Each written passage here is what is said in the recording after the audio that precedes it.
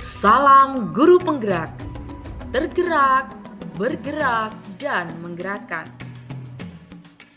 Assalamualaikum warahmatullahi wabarakatuh. Salam dan bahagia. Perkenalkan, nama saya Andriani Susana. Saya adalah seorang calon guru penggerak Angkatan 8 dari Kabupaten Purbalingga.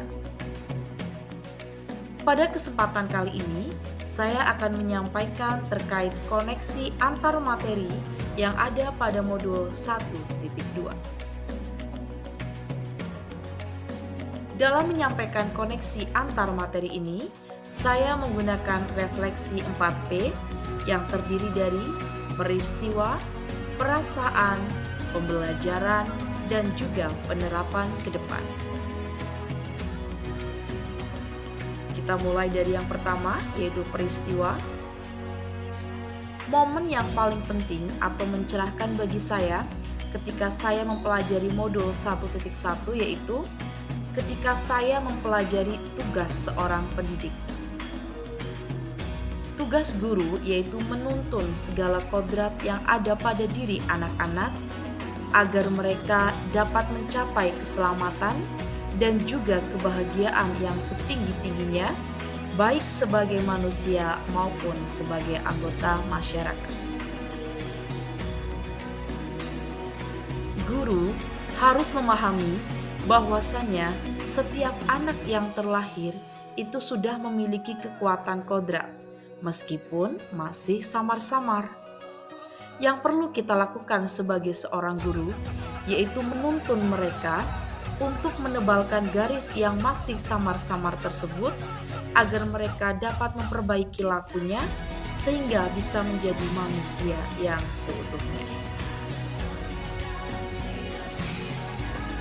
Selanjutnya, momen yang paling penting atau mencerahkan bagi saya ketika saya mempelajari modul 1.2 yaitu ketika saya mempelajari 5 nilai yang harus dimiliki oleh seorang guru penggerak. Antara lain, berpihak pada murid, mandiri, reflektif, kolaboratif, dan juga inovatif.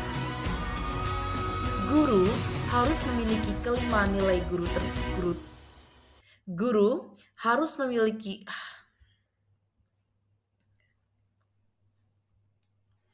Selanjutnya, momen yang paling penting atau mencerahkan bagi saya dalam mempelajari modul 1.2 adalah ketika saya mempelajari 5 nilai yang harus dimiliki oleh seorang guru penggerak. Antara lain, berpihak pada murid, mandiri, reflektif, kolaboratif, dan inovatif. Sebagai seorang guru, kita harus memiliki kelima nilai tersebut. Selanjutnya, kita implementasikan dalam kehidupan sehari-hari. Untuk apa? Agar kita bisa mewujudkan profil pelajar Pancasila. Keterkaitan antara modul 1.1 dan 1.2 yang saya pahami adalah bahwa pendidikan itu bertujuan untuk menuntun anak-anak sesuai dengan kodratnya. Agar tujuan dapat tercapai, maka guru harus memiliki dan mengimplementasikan kelima nilai guru penggerak dalam kehidupan sehari-hari. Melalui kelima nilai tersebut, guru juga bisa berperan baik sebagai pemimpin pembelajaran, coach bagi guru lain, mendorong kolaborasi, mewujudkan kepemimpinan murid, sekaligus menggerakkan komunitas praktisi.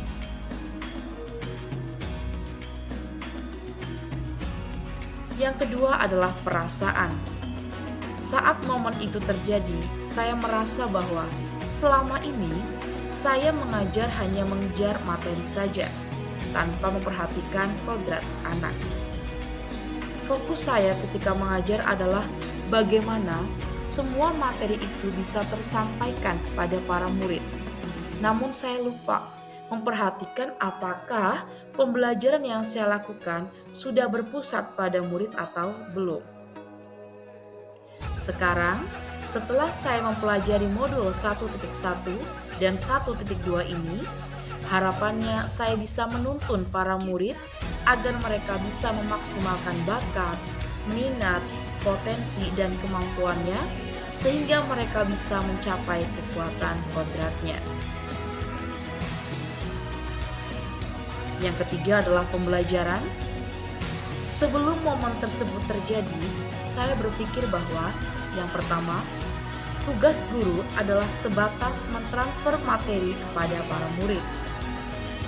Kedua, pembelajaran akan lebih bermakna jika berpusat pada guru, misalnya ketika guru menggunakan metode ceramah. Yang ketiga, murid itu seperti gelas kosong yang harus diisi oleh guru.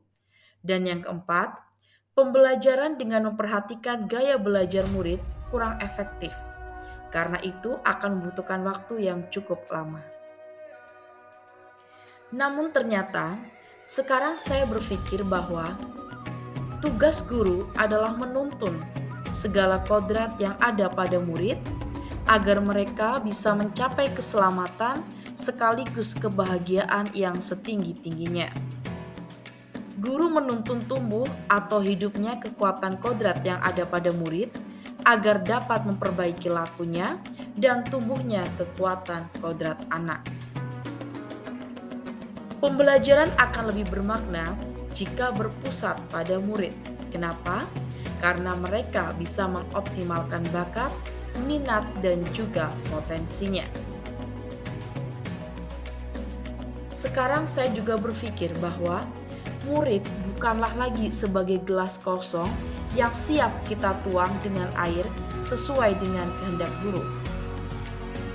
Anak-anak tersebut adalah sebuah gelas yang telah terisi dengan bekal berupa otak yang telah bisa mencerna dan mengkonstruk segala pengalaman kehidupan di sekitarnya. Tugas kita sebagai guru adalah membantu mereka untuk mengeksplor dan menghubungkan segala pemahaman tersebut menjadi satu kesatuan pemahaman dalam diri mereka.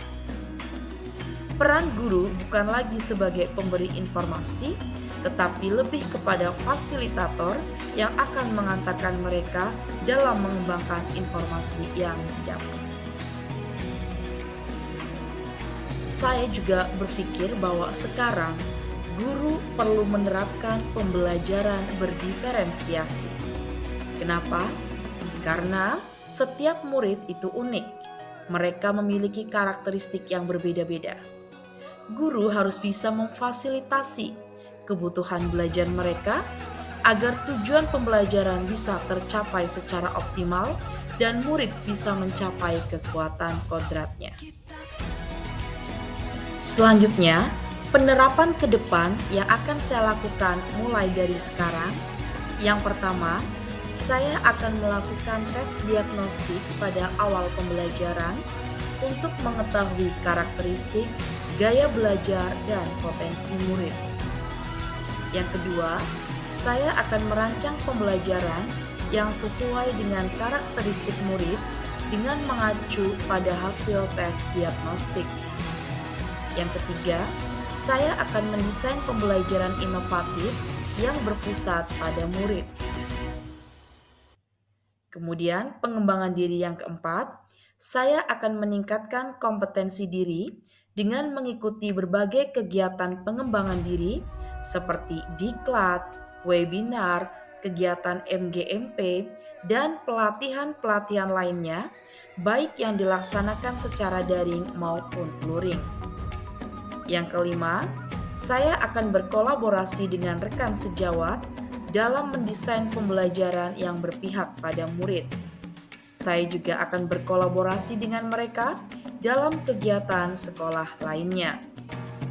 Yang terakhir, yang keenam, saya akan melakukan refleksi di setiap kegiatan, terutama setelah pembelajaran, baik dengan rekan maupun dengan murid, sebagai upaya perbaikan pada pembelajaran berikutnya. Ya, mungkin itu yang bisa saya sampaikan terkait dengan koneksi antar materi modul 1.2. Semoga apa yang saya sampaikan bisa bermanfaat. Mohon maaf jika ada kesalahan. Terima kasih. Wassalamualaikum warahmatullahi wabarakatuh. Salam guru penggerak, tergerak, bergerak, dan menggerakkan.